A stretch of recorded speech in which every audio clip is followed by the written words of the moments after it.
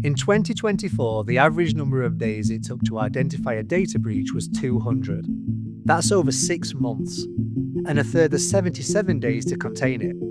For organisations today, those numbers are terrifying. Cyber attacks, a plague on the business community that just won't go away. Last year saw the highest number of victims for these sorts of attacks. We ourselves, as customers, have to be very cautious. One of the worst cyber espionage incidents in U.S. history. This is only a growing problem. This greatly increases the chances of all of us getting hacked. But there is hope.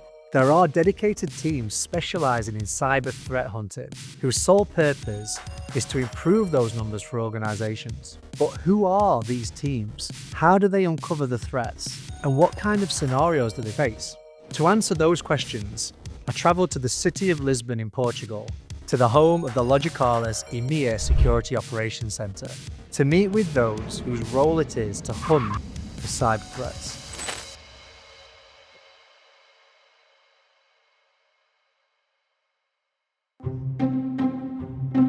So what is threat hunting and what does that mean to you? Threat hunting means different things to different people. What we're really doing is saying, this isn't expected. We can use that to be more proactive than just a reactive stance.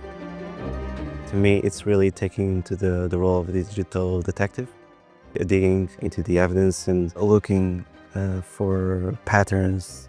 What do we see on the data we have? Taking a step back and see what's there in front of you. It's like an old front door. Is you can have a lock, you can shut that door and you feel it's safe.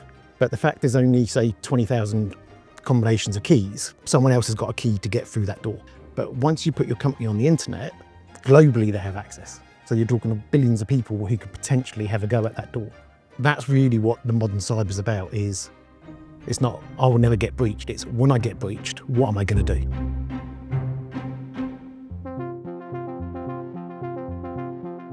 So if we follow the modern cyber threat scenario where the expectation now is you will be breached, how do the threat hunters prepare for this? What is the starting point? Our first job is to understand, one, the customer's business, and two, the way their system and their platforms operate.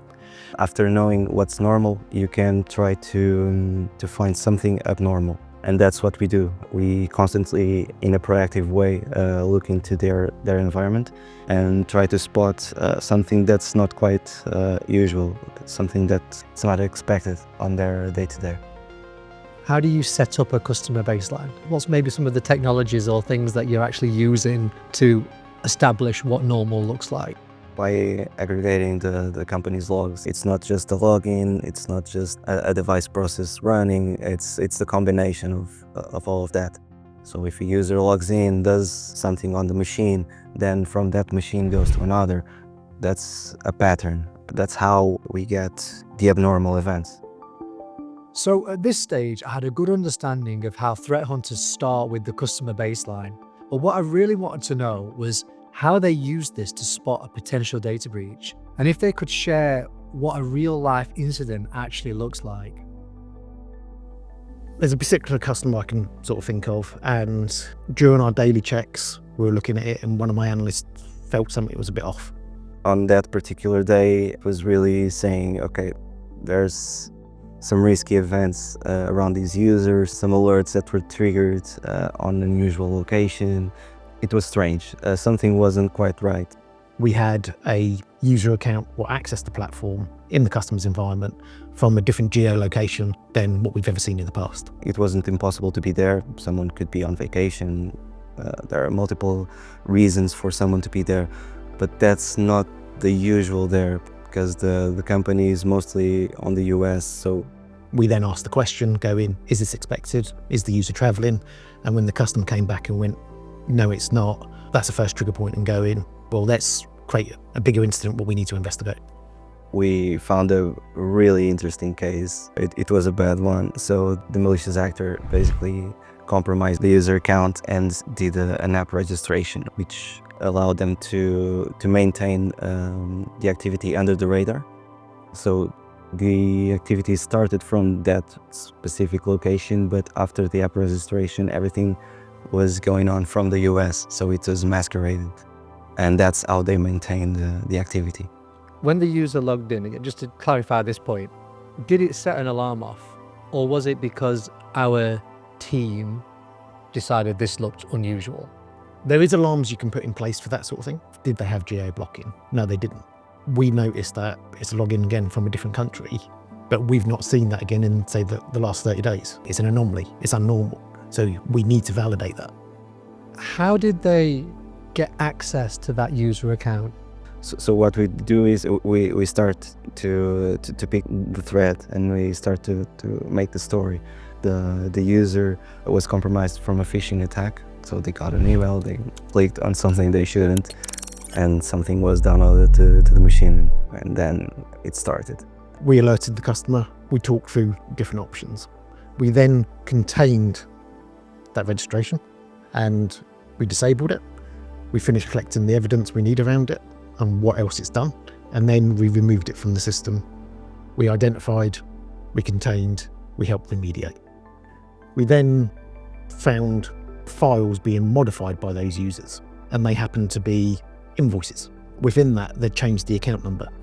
We saved about 2.1 million there, because if that transaction had been authorised and gone through their internal processes, that's a massive loss. The speed at which the team had managed to solve this issue for the customer and help them save $2.1 million was incredible. In a leading research report titled Cost of a Data Breach, they found that the global average of a data breach could cost customers up to $4.9 million. Now that's a 10% increase over last year and the highest average total ever. However, they also found that the average cost savings for organizations that use security AI automation extensively in prevention versus those that didn't was a saving of $2.2 million. Even with emerging technologies like SOAR or automation tools, you will still have the need for a senior analyst to look at it and fine-tune it. Basing your SOC only on technology makes yourself very predictable, and the way that you defend yourself is very similar from each attack to another. Technologies keep evolving, so it's very difficult for companies to keep up with the pace and hire all the operational staff that they need to acquire all the protection they need for security. So having a SOC service is a way of externalizing the operations and have someone specialized handle those tools and handle those types of threats by someone who does it every day, 24/7.